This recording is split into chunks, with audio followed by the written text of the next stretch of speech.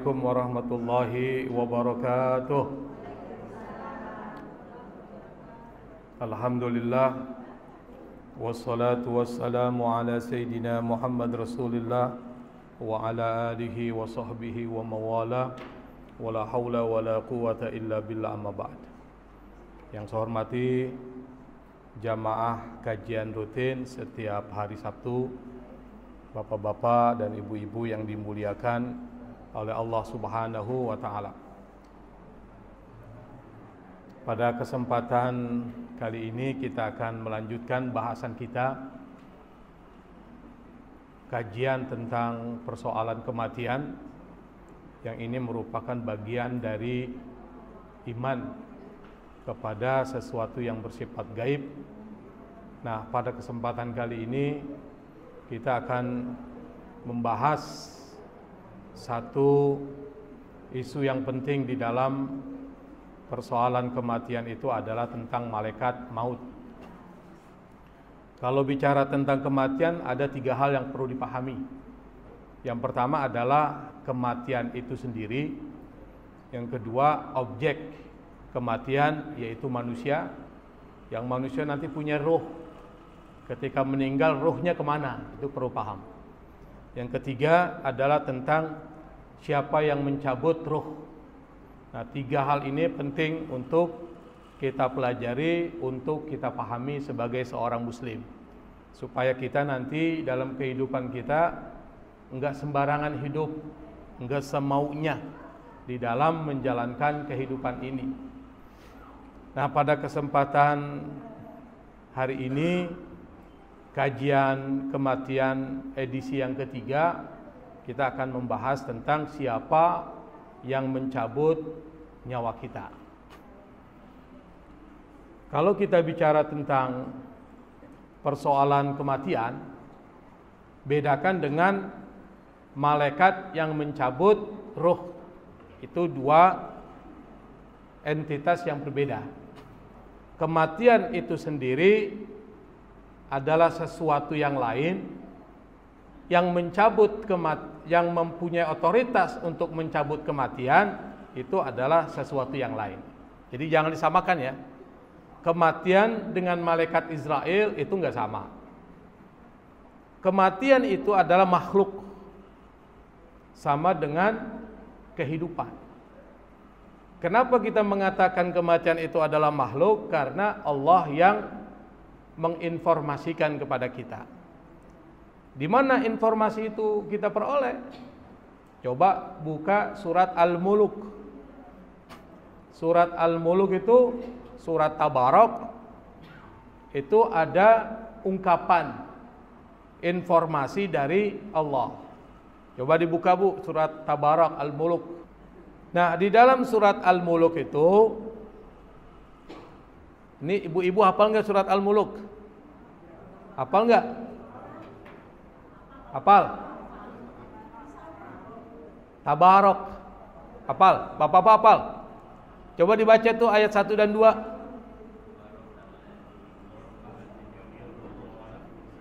Terus? Bapak aja hafal, masa ibu-ibu nggak hafal? Tabarakalladzi biyadihil mulku wa huwa ala kulli syai'in qadir. Yang kedua, alladzi khalaqal mauta wal hayata liyabluwakum ayyukum ahsanu amala. Wa huwal. Nah, pada ayat kedua itu Allah katakan alladzi khalaqal mauta wal hayata, yang menciptakan al-maut, kematian. Berarti kematian diciptakan oleh siapa? Oleh siapa Bu? Allah. Karena dia diciptakan oleh Allah, maka dia menjadi makhluk. Maka kematian itu adalah makhluk. Sama dengan kehidupan adalah makhluk. Nah, sekarang kita lihat, kalau dia makhluk, bagaimana Allah ciptakan kematian?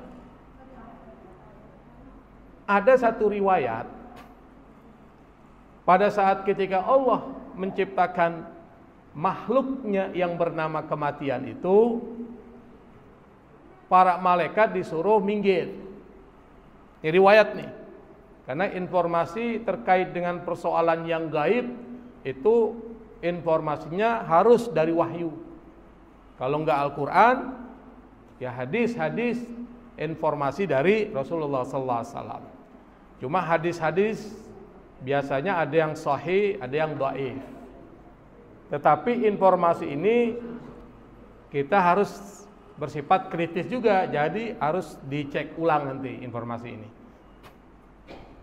Ketika Allah ciptakan kematian, malaikat itu disuruh minggir. Pada saat ketika kematian itu diciptakan, lalu kemudian mengepakkan sayapnya. Pada saat ketika mengepakkan sayapnya, malaikat-malaikat yang saat itu hadir melihat dahsyatnya makhluk Allah yang bernama kematian, itu mereka semuanya pingsan. Malaikat-malaikat pingsan. Berapa lama pingsannya? Di dalam riwayat itu disebutkan pingsannya selama 1000 tahun. 1000 tahun. Kira-kira lama atau cepat itu, Pak? Lama, untuk ukuran kita lama, 1000 tahun. Nah, setelah siuman dari pingsan ini, malaikat bilang, ya Allah, tidak ada satu makhluk yang paling dahsyat yang Kau ciptakan selain kematian. Apa kata Allah? Kematian adalah sesuatu makhluk yang dahsyat yang Aku ciptakan, tetapi Aku lebih hebat dari kematian itu. Dan kemudian kematian itu diserahkan otoritasnya kepada siapa? Kepada makhluk Allah yang bernama malaikat maut. Nanti kita akan bahas siapa malaikat maut itu. Maka malaikat maut itu diberi otoritas, diberi kewenangan untuk mencabut ruhnya orang-orang. Nanti pertanyaannya, binatang yang cabut siapa ruhnya? Tumbuh-tumbuhan yang cabut ruhnya siapa? Jin yang cabut ruhnya siapa? Kalau manusia jelas. Nanti kita akan bahas, karena ini soal tauhid, persoalan yang perlu kita pahami sebagai seorang muslim. Di dalam Al-Quran, kematian itu diberikan kewenangannya kepada seorang malaikat Allah, tetapi tidak disebutkan namanya. Yang disebutkan adalah malakul maut. Di dalam surat Alif Lam Mim Sajdah itu yang sering kita baca setiap Jumat subuh. Kalau kita sholat subuh kan biasanya baca Alif Lam Mim Sajdah, itu yang ada sujud. Sujud apa? Hah? Sujud tilawah kan? Kan ada tuh. Nah, di situ ada satu ayat, qul yatawaffakum malakul maut. Malakul mautil ladzi wukila bikum summa ila rabbikum turja'un. Qul, katakan ya Muhammad, yatawaffakum, yang mematikan engkau adalah malakul maut. Jadi disebutkan namanya malakul maut, tapi enggak disebutkan nama. Alladzi wukila bikum, yang diwakilkan untuk menyabut nyawa kalian. Jadi malaikat maut itu diberikan kewenangan oleh Allah. Summa ila rabbikum turja'un. Kemudian kalian semua akan dikembalikan kepada Allah Subhanahu wa taala. Berarti otoritas untuk mencabut ruh siapapun yang ada ruhnya itu akan dicabut oleh malaikat maut. Tetapi pada hakikatnya yang mencabut nyawa kita itu Allah. Itu loh. Kenapa? Karena dalam Al-Quran disebutkan Allahu yatawaffal anfus hina mautiha. Allah yang mewafatkan jiwa-jiwa pada saat kematiannya. Tapi Allah berikan kewenangan kepada malaikat maut. Dan Allah nanti berikan kepada malaikat maut para pembantunya.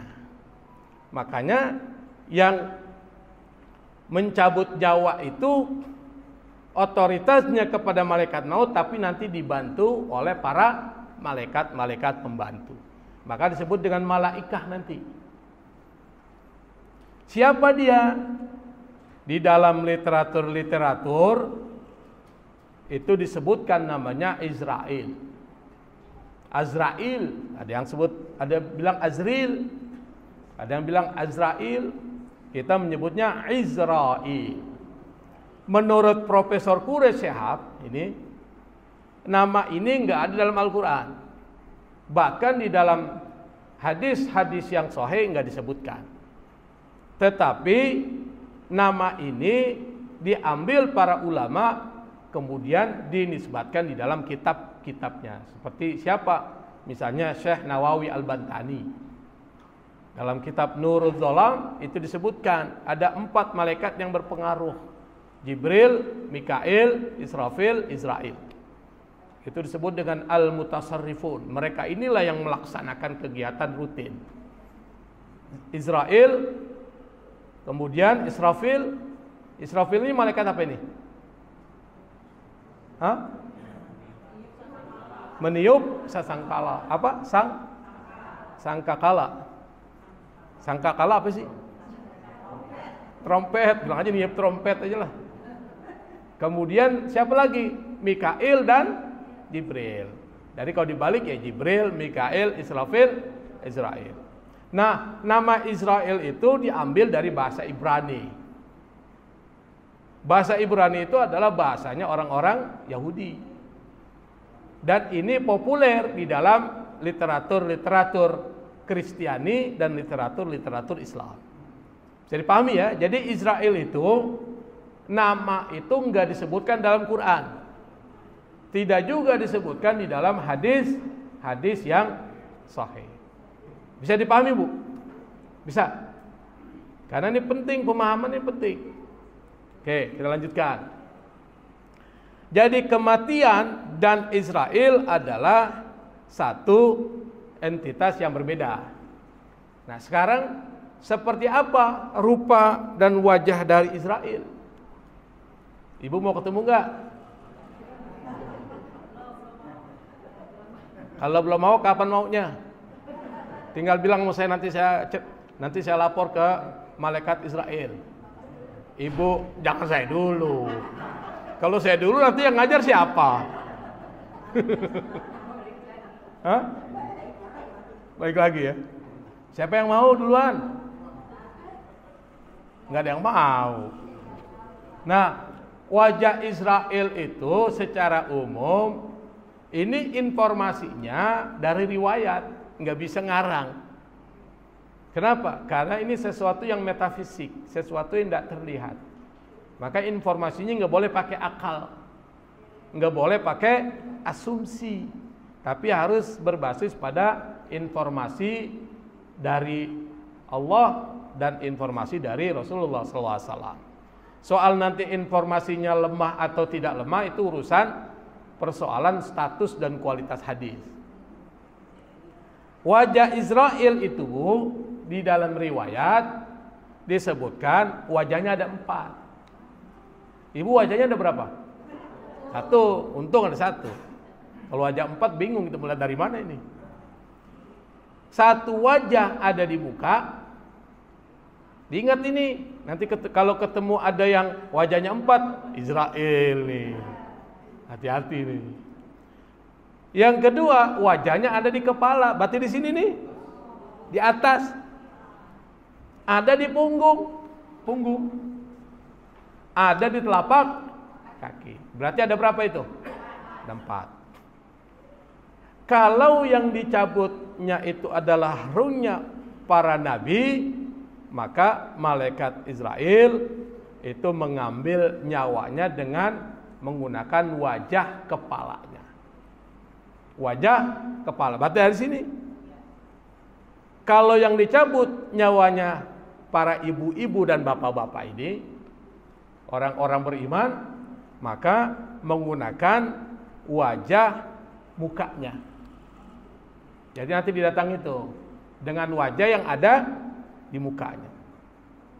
Kalau yang dicabut adalah ruhnya orang-orang kafir, maka menggunakan wajah yang ada di punggungnya. Kalau seandainya yang dicabut itu adalah jin, Jin juga dicabut nyawanya, Bu, karena jin punya nyawa. Maka menggunakan wajah yang ada di telapak kakinya. Berarti beda-beda. Menurut aliran Mu'tazilah, ini mereka mengatakan malaikat Israel itu mencabut cuma 2 kelompok aja, yang disebut dengan as-saqalain. Siapa? Manusia dan jin. Tapi menurut keyakinan Ahlus Sunnah wal Jamaah, yang menjadi panutan kita, itu semua yang bernyawa dicabut oleh malaikat Israel. Siapa? Termasuk binatang, tumbuh-tumbuhan, jin dan manusia. Tapi ada yang mengatakan kalau binatang dan tumbuh-tumbuhan itu yang mencabut adalah awan malaikat Israel, pembantunya malaikat Israel. Saya dipahami nih, Bu. Ini penting, harus kita pahami sebagai orang Islam. Ini bagian dari iman. Iman dari yang terkecil, yaitu iman bil ghaib, yu'minuna bil ghaib. Meyakini, mengimani sesuatu yang tidak terlihat. Nah, salah satunya adalah persoalan ini. Termasuk juga iman kepada malaikat, termasuk iman kepada Israel yang mencabut nyawa kita. Nah, dirinci di dalam hadis tuh. Yang kadang-kala kita bingung nih rinciannya, menyeramkan banget gitu. Pertama, dari kepala hingga kedua telapak kaki ada bulu. Dan di setiap bulu ada 1 juta muka. Serem gak sih, Bu? Makanya mau ketemu gak? Nggak mau ketemu, berarti nggak mati-mati dong. Di setiap 1 juta muka ada 1 juta mata. Dan 1 juta mulut dan tangan. Malaikat Israel atau malakal maut itu mempunyai 4.000 sayap.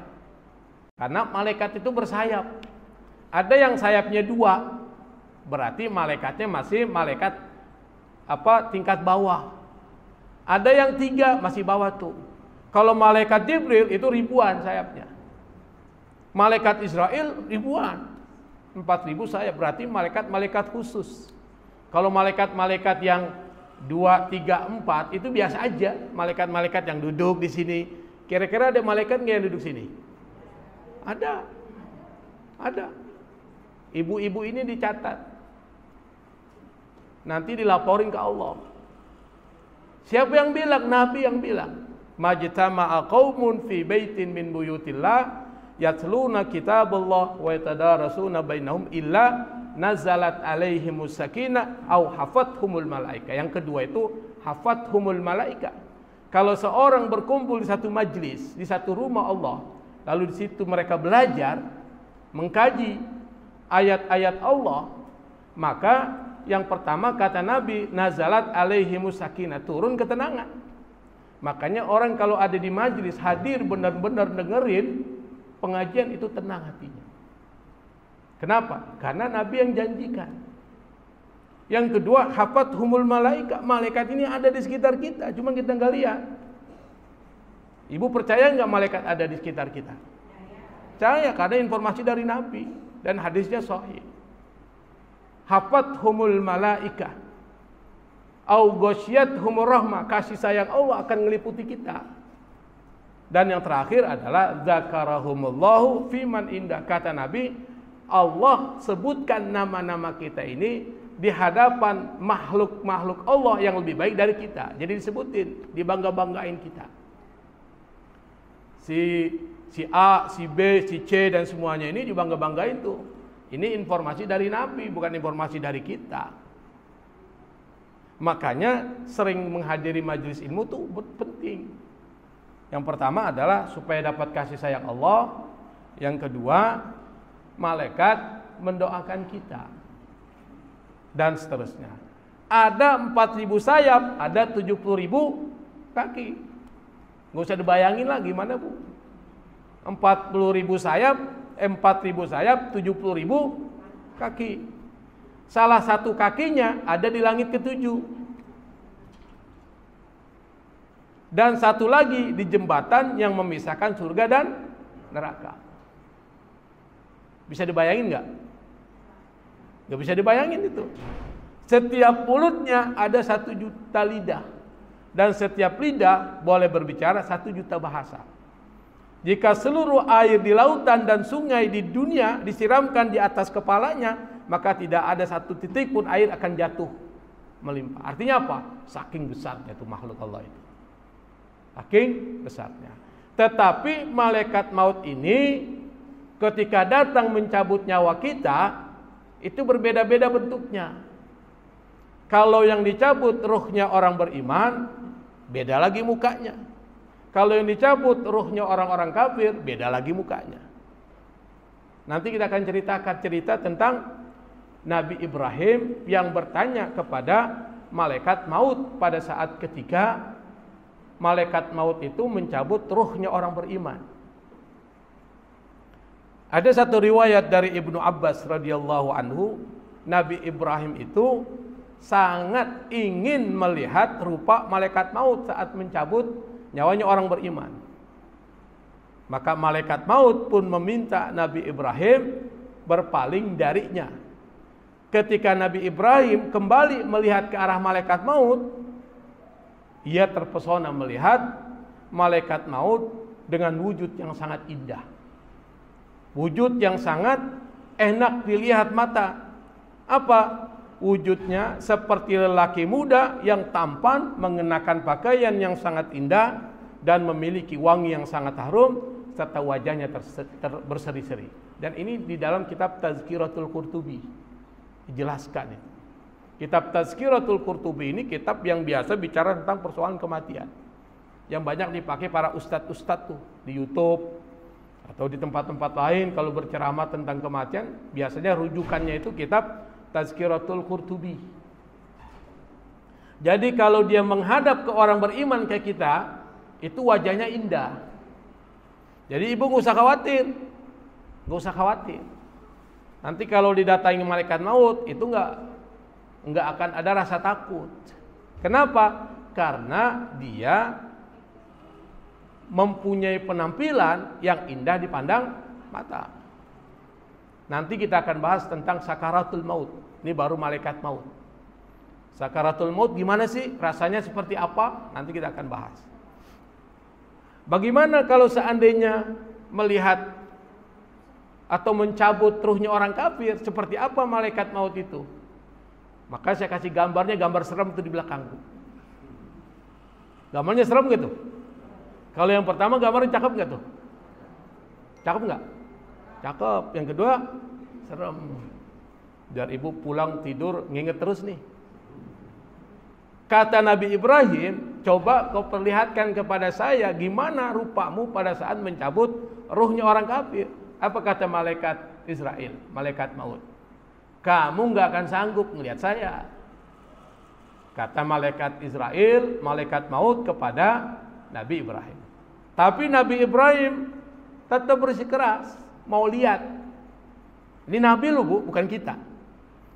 Akhirnya malaikat maut bilang kepada Nabi Ibrahim, palingkan wajahmu dariku, isrif anni wajhak, palingkan wajahmu dariku. Maka Nabi Ibrahim kemudian memalingkan wajahnya dari malaikat maut. Pada saat ketika dia nengok kembali, dia lihat malaikat maut itu sudah berubah. Berubah jadi apa? Menjadi seorang pria berkulit hitam legam yang kakinya di dalam bumi dan kepalanya di langit. Rupanya lebih buruk dari yang pernah dilihatnya, dan di setiap rambutnya menyala api. Luhaib minan nar, di dalam bahasa Arab disebutkan luhaibun minan nar. Jadi menyala ini rambutnya, menyala api. Ibu pernah lihat nggak ada orang rambutnya api? Pernah lihat nggak? Di film-film pernah lihat? Maka Nabi Ibrahim bilang kepada dia berkata, Nabi Ibrahim itu, demi Allah, ini Nabi Ibrahim pingsan. Jadi ketika melihat malaikat maut dalam rupa yang seperti itu, Nabi Ibrahim pingsan. Setelah pingsan dia bilang, demi Allah, seandainya seorang kafir tidak menerima hukuman apapun, maka cukuplah dengan memandang engkau wahai malaikat Israel, itu cukup hukuman buat orang-orang kafir. Dengan melihat wajahnya malaikat maut saat mencabut nyawa orang-orang kafir, itu sudah hukuman paling berat tuh. Makanya orang-orang kafir tuh kalau mau dicabut nyawanya itu agak takut dia. Agak berubah. Beda orang beriman. Kalau imannya bagus, terus ruhnya dicabut oleh malaikat Israel, itu wajahnya berseri-seri. Ada nggak kita lihat ada orang muslim, orang baik meninggal tersenyum dia? Ada nggak? Ada. Kenapa? Karena pada saat dicabut ruhnya, sebelum dicabut diperlihatkan ini tempatmu di surga. Dikasih lihat kenikmatan, nanti kalau dia meninggal tempatnya di sini. Kira-kira senang nggak tuh? Senang. Tersenyumlah dia dan ingin cepat-cepat ketemu dengan Allah Subhanahu wa taala. Maka dicabutlah ruhnya seperti air mengalir dari teko, begitu lancar. Tapi kalau ruhnya orang kafir pada saat dicabut seperti tusuk sate yang terbuat dari besi yang sangat panas ditaruh di kapas yang basah. Apa bunyinya tuh? Nyes, tarik. Seperti itu. Ya nanti bisa ngalami sendiri lah. Kalau sekarang nggak bisa diberi contoh. Nanti pada saat sakaratul maut kelihatan tuh. Makanya orang kalau sudah sakaratul maut nggak bisa cerita. Mulut jadi keluh, kaki mulai dingin.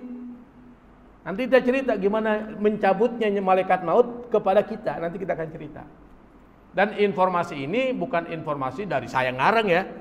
Saya nggak bisa ngarang nih. Tapi informasi ini adalah informasi yang diinformasikan dari wahyu. Kalau dibilang wahyu itu mencakup Quran dan Sunnah. Tapi banyak dari Sunnah. Lalu apa tuh aktivitas malaikat kematian? Kita harus tahu nih Bu. Malaikat kematian, malaikat maut, apa sih tugasnya? Pertama, malaikat maut memandang wajah kita setiap hari 70 kali. Ibu ini namanya siapa Bu? Ibu Ani. Kayaknya Ibu Ani ini pacarnya Roma Irama. Lah kan lagunya ada tuh Ani. Ibu Ani ini dilihat oleh malaikat maut setiap hari 70 kali dilihatin. Semuanya ibu-ibu ini dilihatin. Tapi ibu merasa nggak dilihatin? Dia nggak merasa lah. Cuma dilihatin kok merasa. Dilihatin tuh. Bahkan malaikat maut itu heran. Ini orang sudah mau meninggal, kok masih ketawa-ketawa ini. Malaikat maut itu heran. Kenapa? Karena orang ini umurnya nggak lama, kok masih senang-senang aja hidupnya. Hati-hati tuh Bu. Karena kita nggak tahu kapan kita meninggal. Jadi jangan santai-santai nih. Kita harus persiapin. Makanya orang yang cerdas kata Nabi adalah orang yang aktsaruhum dzikral lil maut wa asyadduhum istidadan lahu. Orang yang cerdas kata Nabi bukan orang yang pintar matematik, bukan yang pintar komputer, bukan. Orang yang paling banyak ingat mati dan mempersiapkan diri untuk menyambut kematian, itu orang pintar. Makanya sebelum dia meninggal dia beramal tuh. Dapat harta, dia bangun masjid. Dia bantu orang, itu orang pintar tuh. Kenapa? Karena itulah yang sebenarnya hartanya. Bukan nyari harta, kemudian dia lupa dengan Allah. Itu orang-orang yang celaka itu. Maka kalau kita punya rezeki itu, ingat, jadikan tabungan akhirat. Harus pikirnya begitu. Nah, makanya kata Nabi, orang yang cerdas itu adalah dia banyak ingat mati dan dia persiapkan diri untuk menghadap kematian itu. Kenapa? Karena umur kita nggak lama tuh. Ini rata-rata umurnya berapa nih Pak? Berapa ini? Ibu berapa Bu? Hah? 74. 74? Kok masih muda ya? 74 Bu. 74 itu hati-hati tuh Bu. Hah? Tinggal nunggu antrian aja. Nggak tahu nomor antriannya nomor berapa. Kita nggak tahu kan? Tapi 74 itu hati-hati karena sudah dibilang bainas sitin wasabin, antara 60 dan 70 umurnya. Berarti ini udah hati-hati nih. Hah? Dapat bonus, tetapi Allah melihat orang-orang yang sudah umur 60-70 tahun itu dengan ainur rahmah, dengan pandangan kasih sayang. Apalagi yang sudah 80 tahun. Bapak saya masih hidup 97 tahun umurnya. 97. Masih hidup, alhamdulillah. Masih sehat. Nah, dari riwayat Anas bin Malik nih, kita sambil belajar, Rasulullah Shallallahu Alaihi Wasallam itu pernah mengatakan kepada kita, tidak ada satu rumah kecuali malaikat maut berdiri di depan pintu rumah itu setiap hari sebanyak 5 kali. Dan waktu-waktu 5 kali malaikat maut berdiri itu adalah waktu-waktu sholat 5 waktu. Kata Imam Mawardi, dijelaskan kata Imam Mawardi, waktu-waktu sholat 5 waktu. Jadi malaikat maut itu berdiri depan pintu rumah. Ketika didapati seseorang itu telah habis rizkinya, kata Rasul, maksudnya apa? Rizki dia udah selesai. Berarti dia harus sudah balik kepada Allah. Mau dia sakit kek, mau tidak sakit kek, udah selesai, udah meninggal. Ada orang kan tidak sakit, lalu kemudian meninggal. Ada kan yang begitu, Bu ya? Ada. Artinya apa? Rizkinya sudah selesai. Kita bilang orang ini kena serangan jantung nih, padahal dia nggak ada serangan jantung, tapi karena dia sudah selesai rizkinya, jatuh dia, meninggal. Lagi jalan naik motor misalnya, atau lagi duduk, lagi nonton TV, rizkinya udah selesai, meninggal. Apa bilang? Kena serangan jantung. Padahal dia memang udah waktunya habis. Tapi karena meninggalnya mendadak, orang selalu mengatakan serangan jantung. Kenapa? Karena jantungnya terhenti. Orang kalau meninggal kan jantung terhenti. Karena jantung ini yang menentukan gerakan darah, Bu. Jantung memompa. Makanya orang bilang kematian itu paling sering karena serangan jantung. Padahal kalau orang sudah rizkinya selesai, saat itu pula jantungnya berhenti. Nah, kata Nabi, maka setelah terhenti ajalnya, batas hidup di dunia sudah selesai, maka dijatuhkan kepadanya kesengsaraan dari pedihnya kematian yang disebut dengan sakaratul maut. Sakarat dia tuh. Sakarat itu artinya nggak sadar. Pada saat sakaratul maut, di situ dahsyat terjadi peristiwa-peristiwa besar dan penting. Pertama apa? Pertama, pencabutan ruh itu sakitnya luar biasa. Dari mana informasi ini? Informasinya dari wahyu. Yang kedua, saat yang sama setan berusaha untuk menggoda orang itu supaya keluar dari Islam. Makanya setan itu nggak pernah berhenti menggoda kita. Dan itu memang tugasnya. Dan dia sudah bikin perjanjian sama Allah. Ya Allah, karena engkau mengusir aku dari surga, maka aku akan menggoda anak cucu Adam dari atas, bawah, kanan, samping kiri. Nggak akan berhenti itu. Sampai pada saat sakaratul maut di dada. Diutuslah 2 setan menyerupai wajah bapak dan ibu. Satu setan menyerupai wajah bapak, dia bilang sama anaknya, "Ukhrud min hadzal din wadkhul fil nasraniyah," misalnya. Keluar dari agama Islam, nah, masuk agama Kristen. Kalau anak itu belajar ngaji, pernah belajar, dia tahu itu bukan bapaknya. Dan dia tahu itu setan, dia usir tuh. Roh min, pergi kau dari sini. Tapi kalau nggak pernah ngaji, tahu nggak itu wajah ibu apa? Tahu nggak itu setan? Nggak tahu. Bapak datang keluar, nah bapak datang nih. Makanya ada orang bilang, ada orang yang mau sakarat itu dia bilang, tadi bapak datang ke sini ngajak, ya kan? Hati-hati Bu, itu setan tuh. Kalau bapaknya nggak sanggup, maksudnya setan menyerupai wajah bapak nggak sanggup membuat dia keluar dari Islam. Ibu, setan menyerupai wajah ibu. Biasanya kalau ibu, anak itu luluh hatinya tuh. Datang wajah ibu, setan menyerupai wajah ibu. Dibilang, nah keluar dari Islam, masuk agama Yahudi. Dia agama yang paling baik dan paling benar. Tapi karena anaknya pernah ngaji di Masjid Nurul Hikmah, Nurul Hikmah ini Pak, setan nih yang datang nih, usir. Akhirnya dia selamat kena satu peristiwa yang dahsyat. Yaitu apa? Karena kalau dibilang iya, dia akan masuk agama Kristen atau Yahudi, disitulah dia murtad, disitulah tanda dia mati dalam keadaan su'ul khatimah. Hati-hati Bu, dia harus belajar. Nah, kata Nabi, pada saat ketika ajal sudah datang, rizki sudah habis, maka ditentukanlah sakaratul maut kepada orang itu. Maka di dalam rumah orang itu, keluarganya ada yang menjambak-jambak rambutnya. Artinya apa? Meratap. Biasanya perempuan tuh, betul ya? Biasanya yang banyak siapa? Perempuan biasanya.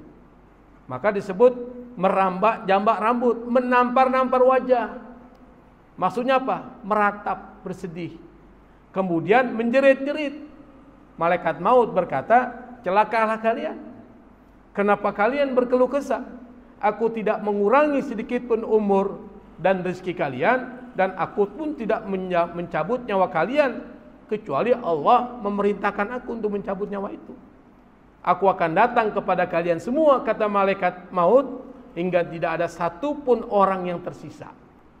Artinya apa? Malaikat maut itu nggak mungkin cabut nyawa orang, kecuali memang itu sudah perintah Allah dan itu sudah habis masa umurnya dia. Karena kita punya ketentuan umurku nanti tertulis di satu daun itu. Di mana? Sidratil Muntaha. Daun itu kalau sudah jatuh, teng, ada nama ibu di situ tuh, bapak jatuh. Disitulah kemudian malaikat maut ngelihat wajah orang itu, dan para pembantu-pembantunya ngelihat wajah itu langsung turun, untuk mengambil nyawa orang tersebut. Nanti akan diceritakan oleh hadis Nabi. Jadi malaikat maut ngelihat wajah kita setiap hari 70 hari. Dan melihat berdiri di depan rumah kita satu hari sebanyak 5 kali. Kapan itu? Saat-saat waktu sholat. Dari mana informasinya? Anas bin Malik, berdasarkan cerita dari Rasulullah SAW. Itu. Yang kedua, bagaimana bisa malaikat maut mencabut ruh secara bersamaan? Ini kan pertanyaan kita. Gimana caranya malaikat maut? Kan cuma satu orang. Sementara ruh dicabut ini, satu hari ini berapa orang meninggal nih Bu? Di dunia ini, saat ini. Banyak nggak? Banyak. Gimana caranya tuh malaikat mau mencabut? Nah ini, ada yang bisa jawab? Ada yang bisa jawab Pak? Saya kasih 50.000 Pak. Saya naikin 100.000. Naik lagi 150.000. Cukup 150.000. Karena uang cuma 150.000 saya bawa di kantong. Oh transfer. Emang ada nomor rekeningnya? Saya punya ATM 5 Pak, tapi nggak ada isinya semua. Nah sekarang kita baca nih. Saya belum sempat nerjemahin. Karena Pak Najib ini saya dialihkan dari 4 sampai 1. Jadi belum persiapin banyak kan. Bayangkan Bu, dari minggu keempat nih, Sabtu keempat, ditarik Sabtu pertama. Mendadak Pak ya. Mau nggak mau persiapinnya belum sampai maksimal banget. Nah, tapi saya ambil kutipan ini dari kitab. Saya screenshot, saya taruh di sini. Sambil kita belajar. Nah, wa fi hadisil Isra, di dalam hadis tentang Isra Mi'raj, anna Nabiyya sallallahu alaihi wasallam qala, Nabi berkata. Kita lihat ini, apa kata Nabi? Kata Nabi, marartu ala malakin jalisin ala kursi. Kata Nabi, saya melewati seorang malaikat yang duduk di atas kursi. Wa idza, tiba-tiba kata Nabi, jami'ud dunya wa man fiha baina rukbatayhi. Semua dunia dan apa yang ada di dalam dunia itu berada di depan lututnya, di antara lututnya, rukbah, itu lutut. Wa biyadihi, dan di tangannya kata Nabi, lauhun maktub, ada lembaran yang tertulis. Yanduru fihi, yang malaikat itu melihat kepada lembaran itu, dilihatin. Wala yaltafitu, enggak noleh, anhu yaminan wala shimal, tidak noleh ke kanan, tidak noleh ke kiri, dilihatin itu. Nabi ngelihat tuh ada malaikat duduk di atas kursi, matanya ngelihat ke lembaran yang ada di tangannya, tidak noleh kanan, tidak noleh kiri. Fakultu, Nabi berkata, ya akhi Jibril, wahai saudaraku Jibril, karena dia Isra Mi'raj kan bersama Jibril tuh, betul ya? Bersama dengan malaikat Jibril. Dia tanya, ya akhi Jibril, man hada? Siapa nih orang? Faqala, malaikat Jibril berkata, hada malakul maut. Ini adalah malaikat kematian. Fakultu, lalu saya bertanya dan berkata, ya malakal maut, wahai malaikat kematian, kaifa taqdiru ala qabdi arwahi jami'i man fil ardi barriha wa bahriha. Kata Nabi, wahai malaikat maut, bagaimana engkau mampu, takdir mampu, ala qabdi, untuk mencabut ruh semua orang-orang yang ada di bumi, fil ardi barriha wa bahriha, baik di daratan maupun di lautan. Gimana kau mampu? Apa kata malaikat maut? Faqala, ala tara, wahai Nabi, tidakkah engkau lihat anna dunya kullaha baina rukbatayya, semua dunia itu ada di depan lutut, di antara lutut saya. Ini lutut satu, lutut dua, di tengah-tengahnya ini dunia tuh. Kira-kira gampang Bu? Ini dunia nih, seperti misalnya semut ada di depan kita semua, tinggal potes-potes kan bisa kan? Kan di depan kita. Bisa kita matikan, ditusuk-tusuk itu. Lalu kemudian kata malaikat Israel, wa jami'ul khalaiki baina ainayya, dan semua makhluk ada di hadapan saya, baina ainayya, di antara mata saya, di depan saya. Wa yadaya yablughani ma bainal masyriq wal maghrib, dan kedua tangan saya itu sampai antara timur dan barat. Kata malaikat Israel. Fa idza nafada ajalu 'abdin nadartu ila, apabila ajal seorang hamba selesai, nafada, maka nadartu ilaih, kata malaikat Israel, saya lihat ke dia. Fa idza nazartu ilaihi, apabila aku melihat kepada orang yang ajalnya sudah terhenti, sudah berakhir, arafat a'wani minal malaika, maka taulah para pembantu-pembantuku dari golongan malaikat, apa? Dia tahu bahwa orang yang dilihat oleh malaikat Israel annahu maqbudun, bahwa orang itu akan dicabut nyawanya. Wa batashu bihi yu'ajiluna naz'aruh, dan mereka ini malaikat pembantu langsung turun tuh kepada orang yang akan dicabut nyawanya oleh malaikat Israel. Fa idza balagu birruhil hulkum, apabila para pembantu-pembantu malaikat Israel itu menarik siapa? Ruhnya nih Bu. Ada yang pegang tangan kanan, tangan kiri ditarik tuh, kaki kanan, kaki kiri, sampai kemudian didorong sampai ke sini nih, hulkum. Apa ini hulkum nih? Tenggorokan. Apabila ruh sudah sampai di sini, alim tu dzalik, kata malaikat Israel, saya tahu sudah saat itu, walam yakhfa alaihi syai'un min amri, maka jelaslah urusannya. Famadatu yadayya ilai, maka kata malaikat Israel, saya langsung cabut nyawa orang itu, sudah sampai di sini, ditarik oleh malaikat Israel. Seret. Maka ketika ditarik ruh itu, mata ngelihat ruh. Maka mata kalau seandainya kelihatan orang meninggal, matanya ke atas, mulut terbuka. Betul Bu ya? Terbuka. Kenapa? Karena ditarik ruhnya. Itu yang dorong siapa? Malaikat pembantunya Israel.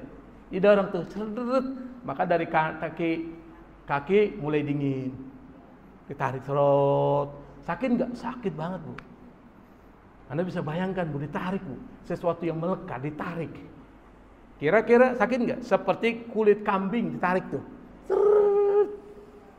Kalau kambing itu masih hidup, dia akan teriak-teriak Bu, ditarik kulitnya. Jangan kambing ibu lah, saya tarik kulitnya itu.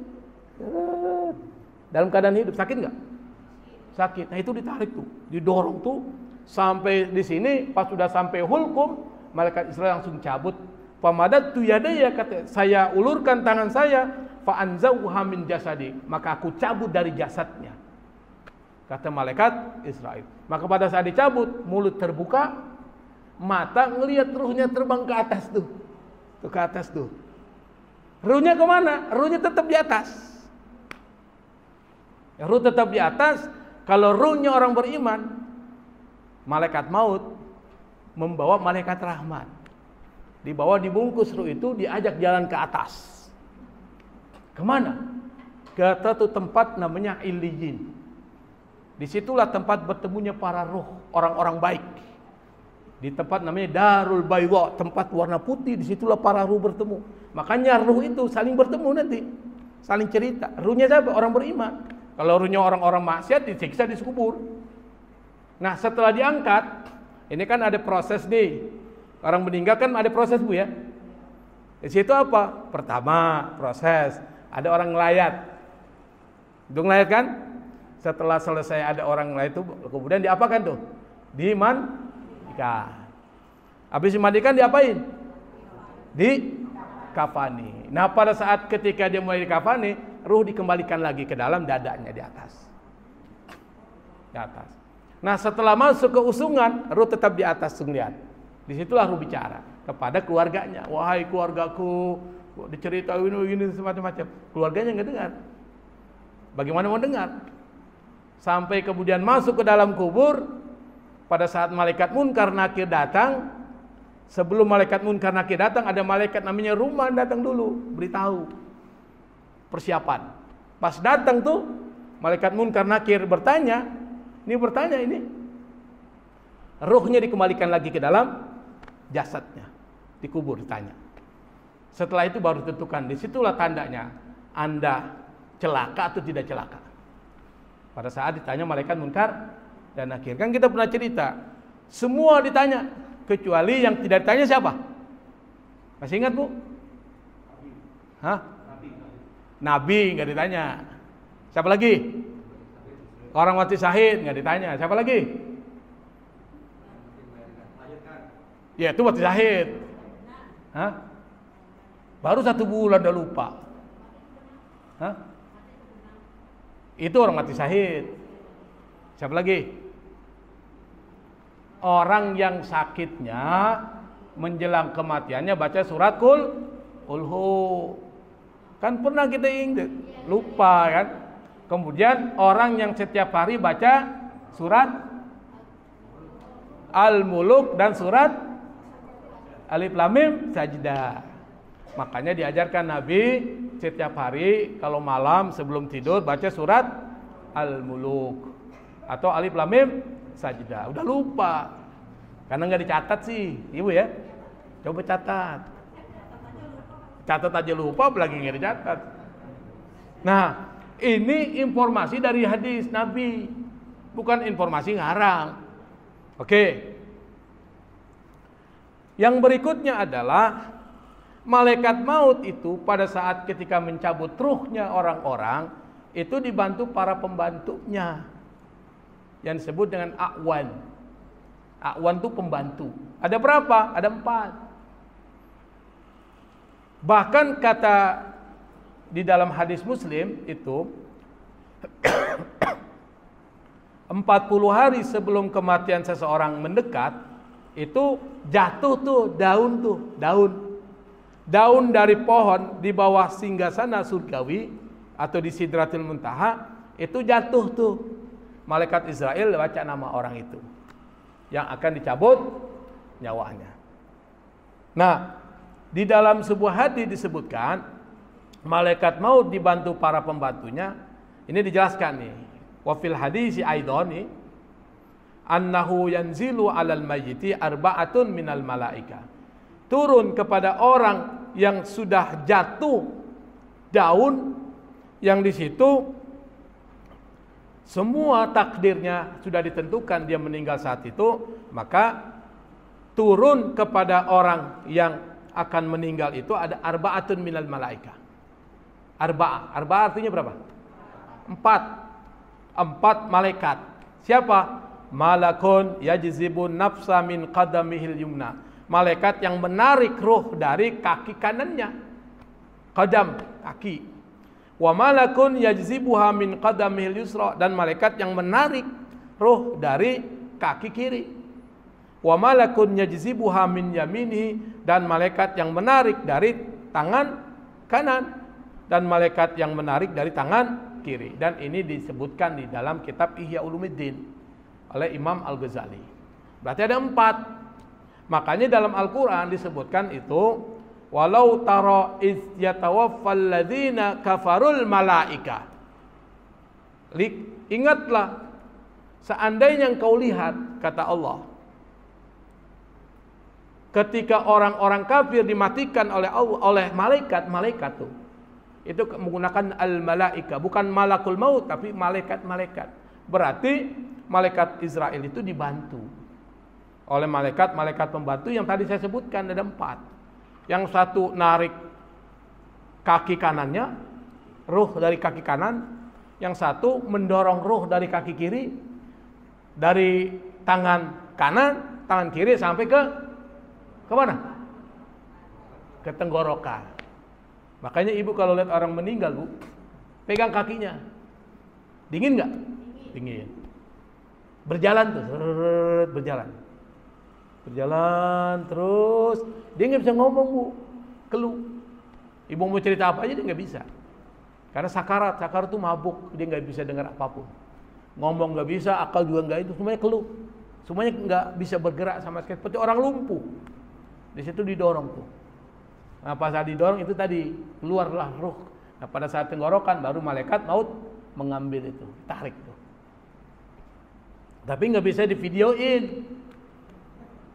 Kan ada bikin konten, malaikat maut mencabut ruh, nggak kelihatan. Kemudian saya cerita terakhir ya. Pada saat ketika ruh itu dicabut oleh malaikat maut, yang kemudian dibantu oleh para malaikat-malaikat yang saya sebutkan tadi, kemudian ruh tersebut ini kan biasanya malaikat maut itu kalau yang dicabut ruhnya orang beriman itu diajak malaikat rahmat. Malaikat siapa, bu? Rahmat. Malaikat yang disebut malaikat rahmat, malaikat kasih sayang. Tapi kalau dicabut ruhnya orang-orang kafir, itu malaikat azab yang diajak. Nah, kalau seandainya yang mau dicabut ruhnya orang beriman seperti kita-kita ini, maka setelah dicabut, ruh tersebut diserahkan ke malaikat rahmat. Malaikat rahmat bawa ruh itu yang saya ceritakan tadi sampai ke satu tempat yang disebut dengan langit ketujuh, yang disebut dengan Illiyin. Wa ma adraka ma Illiyin. Ada kan? Ada nggak dalam Al-Quran? Ada. Di situ nanti dibungkus ruh itu dengan kain sutra, diambil dari surga dengan wangi-wangian yang luar biasa. Sampai pada saat masuk ke dalam langit, makanya ruh itu bisa berkelana, bu. Makanya jangan heran nanti kalau bapak bermimpi ketemu dengan ruh si fulan orang soleh, itu bisa jadi ada pertemuan ruh. Ruh saat kita tidur itu ruhnya keluar, dan ruh orang yang sudah meninggal itu bertemu, itu bisa cerita. Maksudnya menginformasikan sesuatu.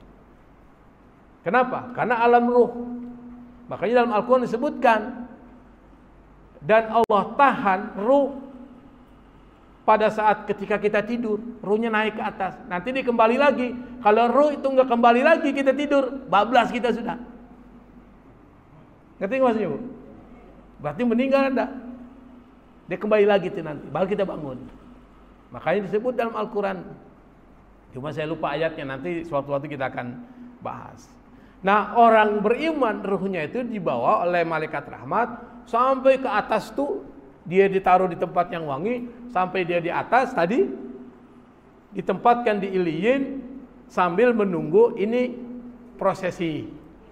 Nanti setelah itu baru dia turun kembali sampai ada yang disebut dengan pertanyaan munkar dan nakir. Kalau ternyata dia mampu menjawab dengan lancar, kembali lagi dia ke atas. Disitulah yajtamyu fihil arwah, maka berkumpullah para ruh. Cerita ruh itu, ruhnya itu cerita. Nah, pada saat ada orang meninggal dan dia orang beriman, ruh itu bertanya kepada ruh, gimana kabar keluarga saya yang ada di dunia itu? Ceritain. Makanya orang-orang yang sudah meninggal dunia, kalau dia punya keturunan, anak-anak yang ditinggalkan itu baik-baik, dia senang. Istabsyaru biha, dia senang. Tapi kalau seandainya anak-anak yang dia tinggalkan bukan orang-orang soleh, dia sedih. Maka dia bilang sama Allah, Allahumma la tumithum hatta tahdiyahum kama hadaitani. Itu doanya mereka. ya Allah, jangan matikan mereka sebelum Engkau berikan petunjuk kepada mereka sebagaimana Engkau berikan petunjuk kepada saya. Makanya Bu, kalau ibu ingin lihat orang tua kita gembira di alam roh, ibu jadi orang baik. Karena senang. Dan amalan-amalan kita nih, kata Nabi, amalan-amalan kita itu akan diperlihatkan kepada ruh-ruh keluarga kita. Atau kalau kita udah meninggal, amalan-amalan keluarga kita diperlihatkan ke kita. In kana khairan istabsyaru bih. Kata Nabi, kalau seandainya amalan itu bagus, mereka senang, istabsyaru. Mereka senang, gembira banget. Dan dia bangga-banggain dengan teman-temannya itu yang sesama arwah. Tapi in kana syarran, kata Nabi, kalau seandainya itu buruk, faqalu, mereka minta kepada Allah, Allahumma la tumithum atta tahdiyahum kama hadaita. Ya Allah, jangan matikan mereka sampai Kau berikan petunjuk kepada mereka sebagaimana Engkau berikan petunjuk kepadaku. Makanya mumpung kita masih hidup di dunia, ya kita bacain doa. Kita bersedekah atas nama orang tua kita. Kita baca Quran, dan kita dalam keyakinan Ahlussunnah wal Jamaah ihda'us tsawab ilal mayyit, memberikan kiriman pahala. Boleh enggak? Di dalam pendapat para Ahlussunnah wal Jamaah itu boleh sampai. Dan itu diperkuat juga oleh Ibnu Taimiyah. Ibnu Taimiyah itu pernah ditanya, apakah orang-orang yang sudah meninggal dikirimkan bacaan tahlil, tasbih, tahmid dari orang yang masih hidup, sampai enggak pahalanya kepada yang meninggal itu? Ibnu Taimiyah ditanya. Ada dalam kitab Majmu' Fatawa. Ada puluhan jilid itu. Apa kata Ibnu Taimiyah? Wa shala sawabuhu ilal mayit, sampai pahalanya kepada orang yang meninggal. Itu kata Ibnu Taimiyah. Makanya dalam tradisi masyarakat kita itu Bu, biasanya kalau orang sudah meninggal ada tahlilan tuh. Tahlil itu bukan sembarang sesuatu yang diada-adakan, memang ada dasarnya. Maka dikirimkanlah, didoakan dan seterusnya. Kenapa? Nabi mengatakan mal mayyitu fi qabrihi illa kal gharikil mutagawis. Orang yang sudah meninggal di kuburannya seperti orang tenggelam, minta pertolongan. Ada orang berlayar di lautan Bu, kapalnya kemudian terbalik karena ada ombak yang besar. Butuh pertolongan enggak dia? Datanglah pertolongan. Pertolongan itu datang, ditawari kepada orang itu, pelampung atau intan. Mana yang dipilih? Pelampung, karena itu yang nyelamatin. Kalau dia pilih intan, mati dia. Pelampung, selamat dia di pantai, dikasih pilihan, pelampung atau intan. Udah sampai pantai, Ibu, pelampung atau intan? Intan yang kita pilih. Kenapa? Yang bermanfaat intan, bukan pelampung. Kalau udah selamat. Nah, sama orang yang meninggal, kata Nabi, itu seperti orang tenggelam butuh pertolongan. Maka kalau seandainya ada yang mengirimkan pahala, baik itu orang tuanya, anaknya, keluarganya, atau semua yang hidup di dunia ini, kirimkan bacaan doa kepada mereka. Khairun minad dunya wa ma fiha. Kata Nabi, itu lebih baik daripada dunia beserta isinya. Makanya doain. Diajarkanlah kita, Rabbana ighfir lana wa li ikhwanina alladzina sabaquna bil iman wa la taj'al fi qulubina ghillan lil ladzina amanu rabbana innaka ra'ufur rahim. Itu Allah yang ngajari doa. Ya Allah ngajari ke kita, ampunilah dosa kami dan dosa orang-orang yang sudah mendahului kami. Itu akan memberikan manfaat. Nah, kalau malaikat yang dicabut adalah ruhnya orang-orang kafir, malaikat Israel itu membawa malaikat azab. Dan malaikat azab ini itu ruhnya orang kafir dihina banget. Masuk ke alam langit ditolak, balik lagi. Masuk ke dalam kuburan disiksa di alam kubur. Nanti insya Allah kita akan bahas tentang siksa kubur. Ini terkait dengan persoalan kematian. Kita belum bicara sakaratul maut, kita belum bicara tentang siksa kubur, kita belum bicara tentang alam barzakh. Karena ada 3 alam nih Bu. Alam dunia, ini alam kita. Nanti ada alam barzakh, baru alam akhirat. Kita harus kenal. Saya pikir udah jam 9.44, kajian kita tentang malaikat maut kita anggap selesai.